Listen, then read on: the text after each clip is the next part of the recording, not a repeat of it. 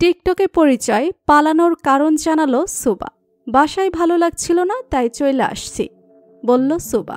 ঢাকার মোহাম্মদপুর এলাকা থেকে নিখোঁজ হওয়া ১১ বছরের শিক্ষার্থী আরাবী ইসলাম সুবা আজ নওগাঁ থেকে উদ্ধার হয়েছেন। পুলিশের তৎপরতায় নওগাঁ জেলার একটি এলাকা থেকে তাকে উদ্ধার করা হয়।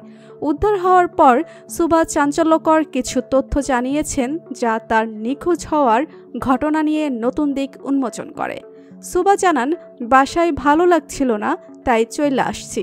এছাড়াও তিনি আরও বলেন, ২ বছর আগে টিকটকে পরিচয় হওয়া এক ছেলের সাথে তিনি পালিয়ে এসেছেন। ফুসফুসের ক্যান্সারে আক্রান্ত মায়ের চিকিৎসার জন্য বরিশাল থেকে ঢাকা এসে মোহাম্মদপুর এলাকার কৃষি মার্কেট থেকে আরাবী ইসলাম সুবা নামের ১১ বছর বয়সী একটি শিক্ষার্থী নিখোঁজ হয়েছে। সুবা বরিশালের একটি স্কুলের ৬ষ্ঠ শ্রেণীর শিক্ষার্থী এবং তার নিখোঁজ হওয়ার পর তার পরিবার অত্যন্ত উদ্বিগ্ন ও ভেঙে পড়েছেন।